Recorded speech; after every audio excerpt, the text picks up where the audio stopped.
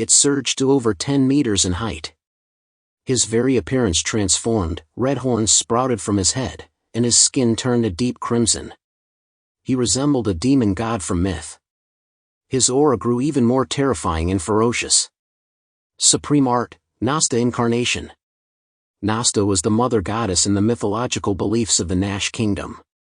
Seeing this, the Undertaker slowly slipped his hand beneath his robes and retrieved an old wooden box covered in countless yellow talismanic papers. He chanted Buddhist sutras as the yellow papers began to peel away on their own. With each layer of paper that fell, Jang Yi and the other two sensed an intensely sinister and dark aura slowly spreading from within the box. Lancelot's eyes widened. This aura. It feels like a demon crawling out of hell. Isn't the faith of Tantric faith supposed to be sacred? Why does it give off such a feeling? Faith may appear righteous and just on the surface, but its methods need not be.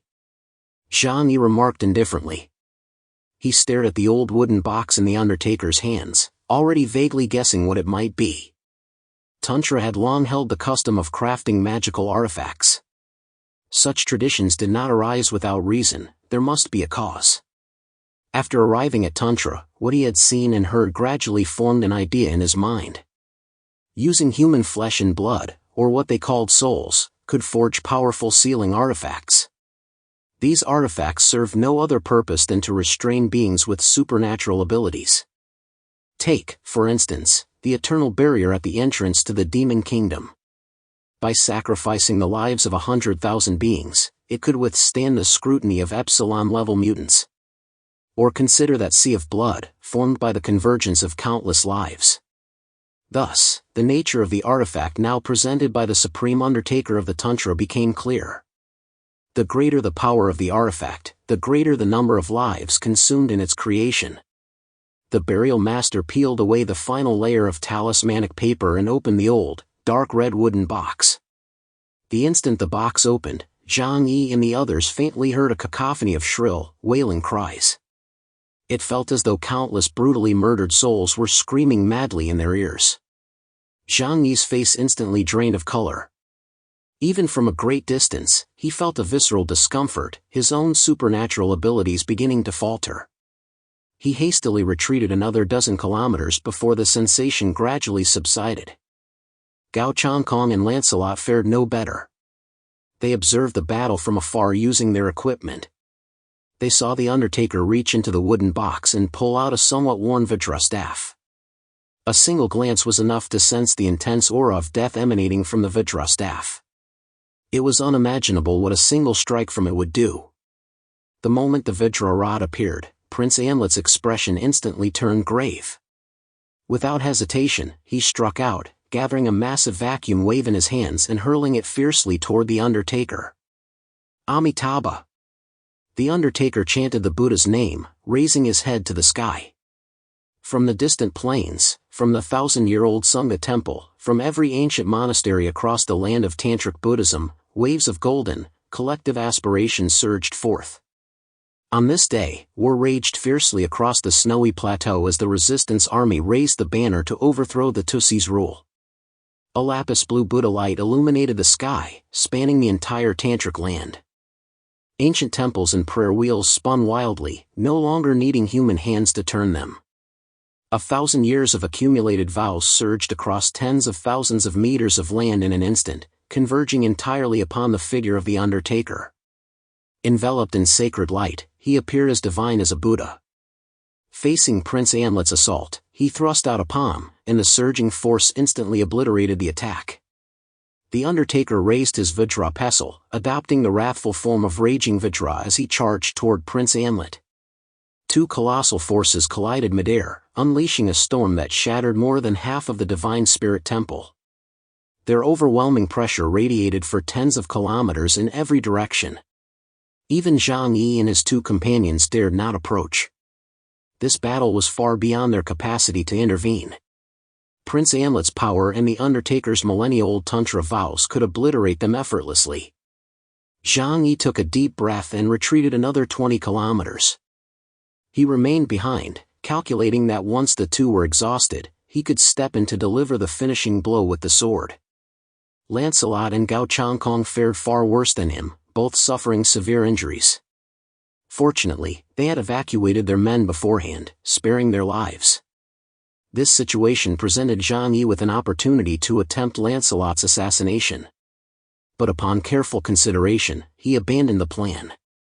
First, the battle between the Undertaker and Prince Anlet remained undecided, and their strength might still be needed. Second, and most crucially, both men were wary of him. If Jang Yi struck against either now, the survivor would face certain death at his hands afterward. Thus, they would temporarily form an alliance. Reaching this conclusion, Jang Yi addressed Lancelot, "That fellow named Bowser in your group and I share a karmic bond. I shall claim him as my own henceforth." Hearing this, Lancelot gritted his teeth in fury, blood trickling from the corner of his mouth. "Chaos! Have you no sense of chivalry? You promised me you'd return Bowser to me after everything here was settled." Jang Yi replied indifferently, "Who told you I was a gentleman? Most of the time, I'm a rogue." Lancelot trembled violently with rage, desperate to charge at Jang Yi and fight to the death. But considering his own severe injuries, approaching him would only be courting humiliation. His gaze darkened with menace. "Do you know who Bowser is? If you touch him, the entire Britannia Empire won't let you off." Hearing Lancelot's threat, Jang Yi scoffed with disdain. "Then do you know who I am?" He raised his thumb, pointing at himself. "I am the guardian god of the Jiangnan region of the Huashu Kingdom. Your Britannia reputation means nothing to me." Lancelot glared at Jang Yi, but for now, he could only swallow his rage. "Enough. Let's not waste any more time." Jang Yi gazed down at the vast Nash Kingdom below, his voice calm. "This has become a fight to the death. So today, Nash Kingdom shall be destroyed." The innate abilities of this race were too formidable. Leaving even a single spark alive could threaten humanity's existence in the future. After all, the hatred born from the annihilation of a nation and a race ran deep in their bones. Today, this place must be utterly destroyed, leaving not a single trace. With the burial master holding off Prince Anlet, the entire Nash Kingdom now had no one left to restrain Jang Yi and his two companions. Jang Yi acted first. "Each of you take a section. Begin slaughtering the Three-Eyed Clan. As for how much loot you gather, that depends on your own skill." Though he said this, he did not join the fray himself. He needed only to remain high above. Thus, he instructed Flower to lead Liang Yu, Uncle Yu, Fatty Su, and others, along with Janda and the Paji family's private soldiers, to begin sweeping through Nash Kingdom. Lancelot and Gao Changkong exchanged a glance. At present, this was their only course of action. Their journey to the Demon Kingdom had yielded considerable gains, yet the failure to obtain the spirit of sacrifice left them somewhat disappointed. However, acquiring historical records of the Three-Eyed Clan would still hold research value. Both sides led their forces, commencing their own raids across Nash Kingdom. The paramount principle remained: leave not a single Three-Eyed Clan member alive. Beneath the earth, the purge is underway. Above ground, the flames of war have already raged fiercely. The four great Tusi families deemed the resistance army feeble, with its ranks numbering merely a few thousand. Though they might cause some trouble in daily life, they could never overthrow their rule. Therefore, when deciding to enter the Demon Kingdom beneath the Great Snow Mountains, they left only 30% of their elite forces to guard the homeland. However, once the war truly began, the nobles were shocked to discover that the real enemy did not come from outside, but from within. The Snow Eagle had spent 2 full years planting sparks of rebellion within each clan. These sparks were commanded to reveal their identities only when the final decisive battle arrived. Even when the 4 great clans in Sangha Temple ordered them to kill their own comrades, they had to act decisively.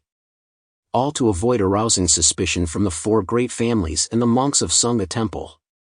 Every sacrifice was made for a day like this. War engulfed the entire snowy plateau. On a land shrouded in darkness, a light of hope would always blossom. In this land where hearts have lost their balance, there remain believers whose faith remains unshaken. The heinous deeds committed by the four great Tussi families on the snowy plateau had long stirred resentment in many hearts. The reason for their lack of resistance was solely the presence of the Undertaker and the absence of a suitable opportunity. If the Undertaker and the majority of the four great families' elite forces departed the snowy plateau for the underground, their chance would finally arrive. The conflagration spread like burning fields, unstoppable. Key figures within many local Tussi families defected at the last moment. Once their internal structures collapsed, the once mighty four great families swiftly disintegrated. At that moment, Pa Jigsaw, the sole Tussi left to guard this territory, stared at the intelligence report on his desk, his face darkening to a terrifying degree. How could this happen? The La Min clan held out for only 3 days before falling. La Min Oju's own cousin is a rebel. Beside him, his towering bodyguard, Solange, was no longer present. The front lines were strained, forcing him to dispatch Solange to quell the rebellion. Yet as he watched the flames of war rapidly engulf the entire snowy plateau, Pa Jigsaw's brow furrowed deeply. For the first time in his life, he began to fear losing everything he held. Just then, a knock sounded at the door, followed by the tantalizing aroma of savory meat. "Master, it is time for your meal." Chef Luodan's voice called from outside. Pa Jigsaw's eyes lit up at the mention. No matter the circumstances, this delicacy remained his favorite. His mood was particularly sour now, and savoring such exquisite food would surely smooth the wrinkles in his heart. "Come in." The doors swung open. Luodan pushed the serving cart into the room, carefully arranging each exquisite dish upon the table. His movements were exceptionally graceful, and today's meal was particularly lavish. Pa Jigsaw approached the dining table and sat down, beginning his meal as the maidservant and Luodan attended to him. Luodan meticulously described each dish, detailing everything from the ingredients to the cooking techniques with remarkable clarity. "Luodan, having you in the Paji household is my greatest fortune. Without you, my mood would likely be dreadful every day. Perhaps only executing those damned serfs could bring me any joy." Pa Jigsaw held a large thigh, gnawing on it with obvious delight. But today's ingredients seemed different, fresher than before. "Have you discovered some new source?" he asked curiously, munching away. Pa Jigsaw smiled faintly, bowing slightly. "This is wild yak meat. The texture is firm. I marinated it overnight in a secret sauce to ensure it stays tender yet chewy." Hearing this, Pa Jigsaw's hand froze midair. He turned to look at Luodan, a look of shock on his face. "You say? What kind of meat is this?" "It's wild yak meat." Luodan answered with a smile once more. Pa Jigsaw was stunned. "But you said before that this was." Luodan replied calmly, "The past is the past, and the present is the present. Times have changed, head of the family." Pa Jigsaw stared at the wild yak leg in his hands. After a moment of blankness, a terrifying thought suddenly formed in his mind. If you can create such delicious food using a wild yak leg, then why did you make me keep so many people in captivity back then? Luodan's smile grew deeper. Without that, how could the four great Tussi families and those false monks of Sunga Temple have aroused the people's fury? His voice echoed from afar, like a demon from hell. Do you recall what I told you about the finest ingredients? They are the young ones. And the more noble their lineage, the more exquisite their young become. Do you recall how many children you plundered from your own clan? Pa Jigsaw now felt cold sweat pouring down his body, chilling him to the bone as his entire frame trembled.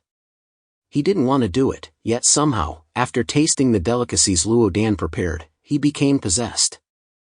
He began sacrificing everything for the sake of his appetite. He hadn't always been so obese. It was Luodan who had deliberately cultivated his insatiable appetite with those foods. Now, he resembled nothing less than a 300-pound fat pig. For the sake of culinary delights, he had even buried his conscience, pursuing ever more exquisite flavors. Pa Jigsaw suddenly fixed Luodan with a gaze that held a vicious glint. "Luodan, are you also a member of the resistance army?" A deep smile curved Luodan's lips. "No. but our goals are the same. They are merely a knife on my table. Pa Jigsaw suddenly swung the wild yak leg at Luodan. A gleaming carving knife fell from the sleeve of Luodan's right arm. With a clean, decisive stroke, he split the wild yak leg clean in two. Pa Jigsaw leapt into the air like a bouncing ball, producing two jewel-encrusted pistols from somewhere. He fired repeatedly at Luodan. An identical dinner knife appeared in Luodan's left hand. His face remained expressionless as he stood elegantly, his hands moving at a speed imperceptible to the naked eye, like a music conductor. The sound of clinking echoed continuously. Every bullet approaching him was sliced apart, then fell to the ground. In Luodan's hands, the number of dinner knives had multiplied into dozens. He hurled the knives from both hands. The vast chamber held no blind spots, every corner fell within a striking range. Pa Jigsaw, as fat as a pig, suddenly became agile, frantically dodging one knife after another hurled toward his body.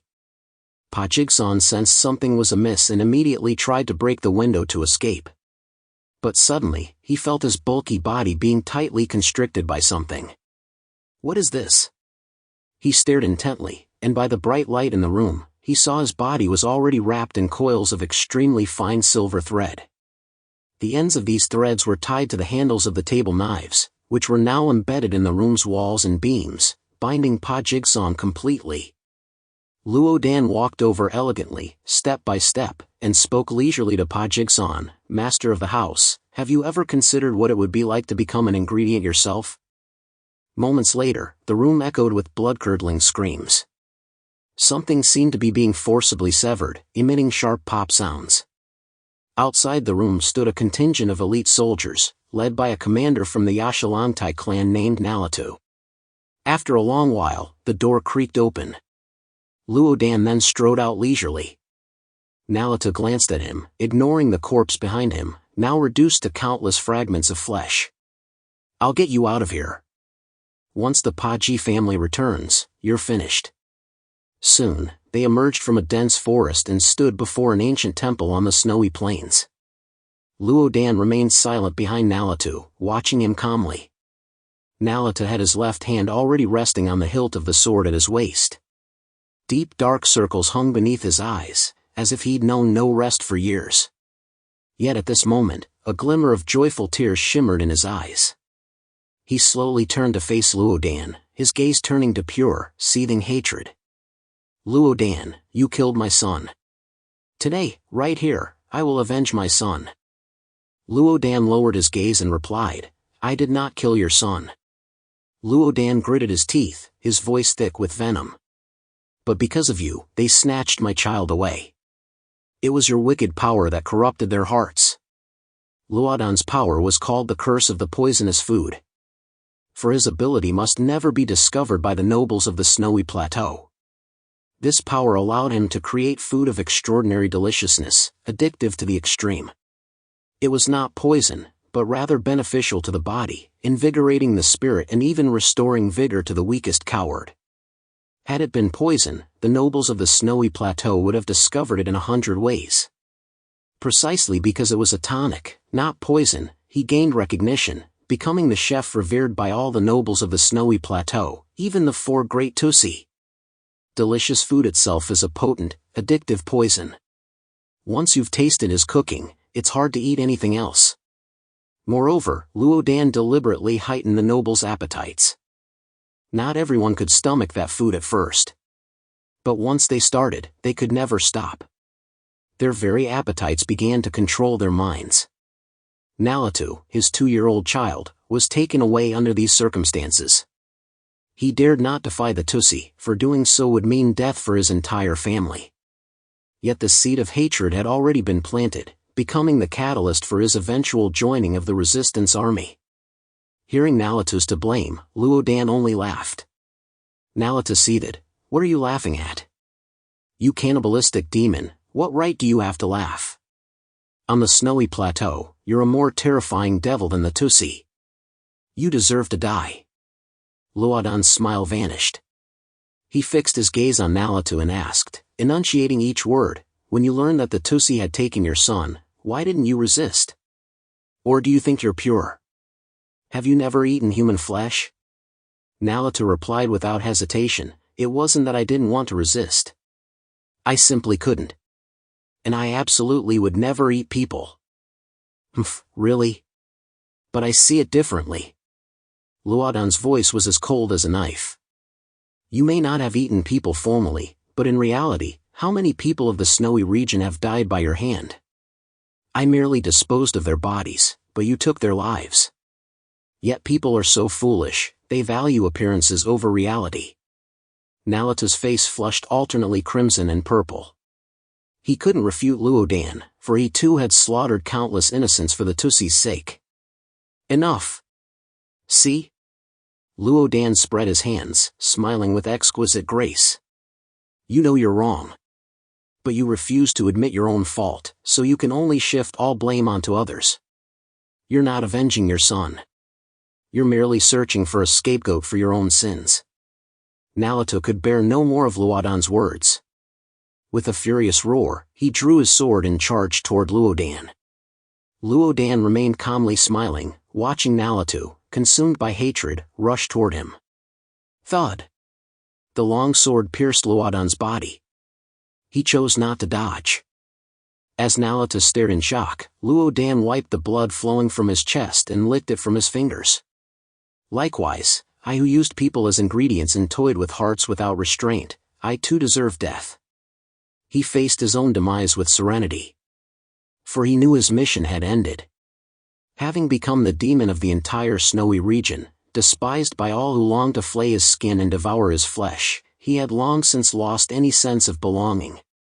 But one day, when the snow of the snowy region melted and the gasang flowers bloomed again, one would blossom from his very corpse. Nalita watched Luodan slowly collapse to the ground. After a moment of stunned silence, he suddenly threw his head back and burst into maniacal laughter. Ha ha ha! He's dead. I killed him. I finally killed him. Son, I have avenged you. Still unsatisfied, he swung his sword again and again at Luodan's corpse, hacking it until it was a bloody, mangled mess.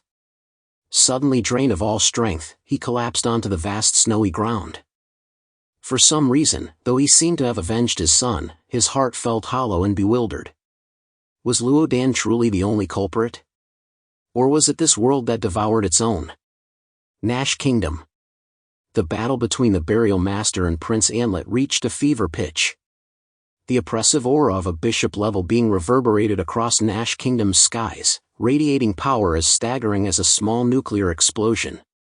Even the three high-level white chariots, Jang Yi, Lancelot, and Gao Changkong, would absolutely refuse to approach the core of this force.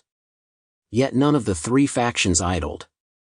They reached a tacit consensus: this formidable civilization beyond human civilization must be eradicated. When the apocalypse arrives, all races will mutate under the influence of cosmic gamma rays. Should hundreds of thousands of Nash Kingdom inhabitants undergo widespread mutation, it would unleash catastrophic devastation upon human society. No one was willing to gamble on that outcome. Therefore, the complete annihilation of this civilization was the optimal choice. Additionally, there was the matter of harvesting this nation's wealth. Jang Yi led Liang Yu, Uncle Yu, and the private soldiers of the Paji family in a steep dive, commencing their purge from the lowest levels of the abyss. Facing such a vast realm, Jang Yi understood that a slow, methodical purge would be an enormous waste of time. So he hovered mid-air, slowly raising his right hand as a powerful force of dark void energy coalesced behind him. The black void vortex spun steadily, like a colossal black hole radiating terrifying pressure. As it rotated, it gradually expanded until it hung like a massive black sun overhead, enveloping the city. The surviving residents of Nash Kingdom witnessed this scene, their hearts gripped by an apocalyptic dread. Starfall. Jang Yi slammed his right hand downward with brutal force. The colossal black sun instantly erupted with billions of black arrows, raining down like a violent storm. Whoosh! Billions of void arrows rained down, instantly piercing through solid structures and the bodies of the three-eyed clan giants. Those below the rank of Epsilon couldn't withstand the power of even a single arrow, getting instantly impaled. Screams echoed continuously. With just this one strike, at least 50,000 members of the Three-Eyed Clan were annihilated. And Zhangde, Lian Yu, and the others didn't hesitate. After Zhang Yi's first wave of cleansing, they charged into the city district with weapons drawn, delivering finishing blows to the surviving Three-Eyed Clan members. However, amidst this indiscriminate, large-scale assault, a terrifying presence within the abyss was roused.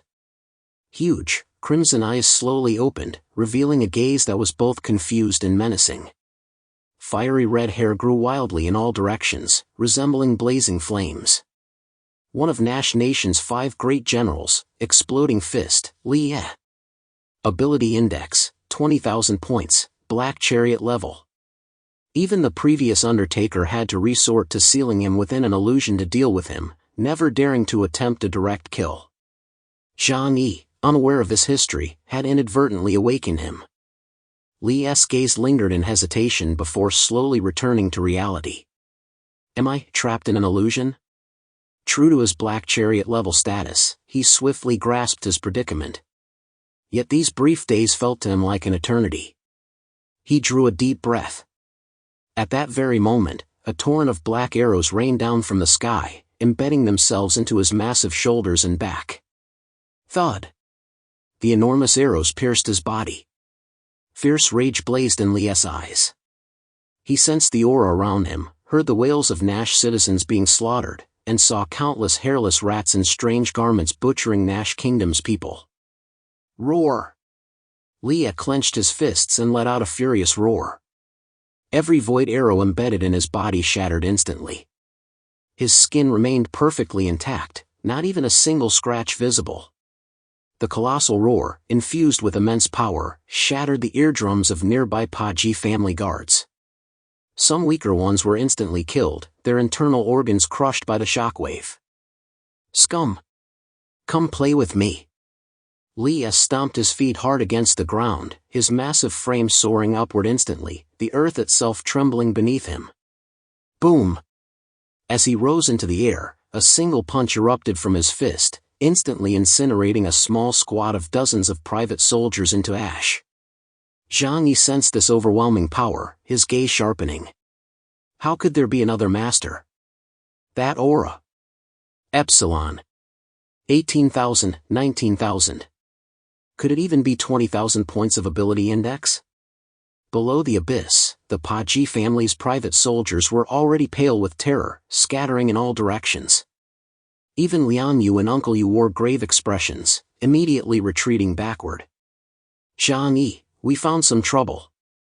There's another powerful Three-Eyed Clan member here. Lian Yu relayed the situation to Jang Yi through the voice channel. Uncle Yu added urgently, should we call Gao Changkong and Lancelot? This guy feels incredibly powerful. Jang Yi paused for only a second before replying calmly, no need. Rather than entrusting my back to uncertain allies, I'll handle this myself. Both Gao Changkong and Lancelot could potentially stab him in the back at a critical moment.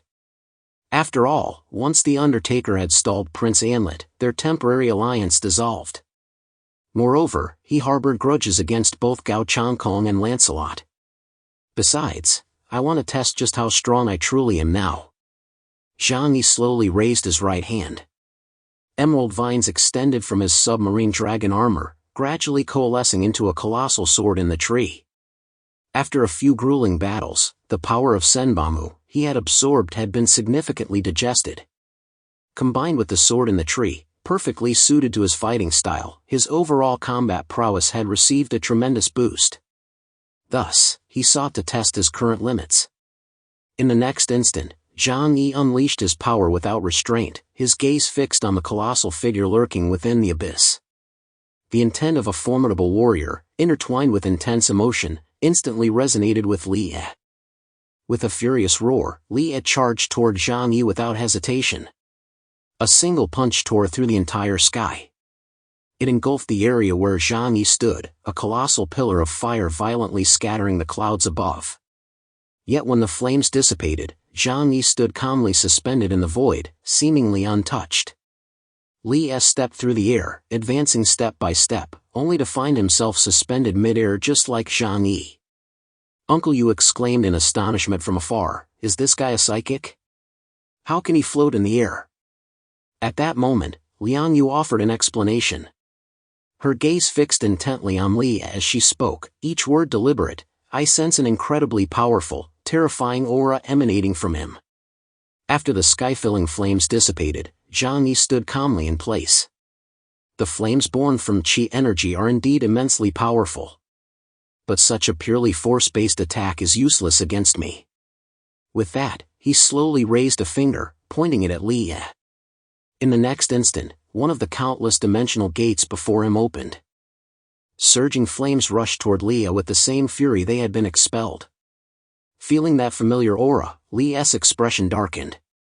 "This is my exploding flame fist." Boom! The flames returned as swiftly as they had come, slamming directly into Li. Caught off guard, he raised both arms to brace against the force. Yet his own power was formidable enough that his attack proved equally devastating, sending him hurtling thousands of meters through the air. Jang Yi abandoned his sword. He wasn't foolish enough to engage in close combat with a martial arts grandmaster from Nash Kingdom. Instead, he drew two oversized White Eagle pistols and fired relentlessly at Li. The bullets streaked toward him at incredible speed, yet Li felt their force and only smiled with scorn. "Attacks of this level can't harm me at all." He simply shielded his face, using his rock-solid, muscular frame to absorb the impact. Dozens of bullets infused with power of the void struck his body in an instant. The potent power of the void dissipated completely upon contact, utterly unable to breach his hardened surface. But in the aftermath, dozens of terrifying forces erupted. Like dozens of miniature black suns exploding violently within Li's chest. Origin bullets imbued with demon-devouring power, combined with nuclear bullet, deadly even to powerful mutants. Li had no concept of how advanced the outside world civilization had become, so this strike would inevitably haunt him with regret. The violent explosion engulfed everything around him. Intense agony began spreading through Li's body, tearing apart even his most formidable muscles. "What is this?" The confidence and scorn in Li's eyes slowly transformed into terror. In an instant, he was violently hurled backward by this terrifying force, crashing through dozens of high-rise buildings and even city walls. Jang Yi didn't hesitate for a moment. He activated his space shuffle to pursue, then aimed the dual gun at Li's body. His fingers hammered the triggers relentlessly, turning the handguns into machine guns. Li's body was embedded deep into the city wall. Before he could recover, Zhang Yi's bullets arrived.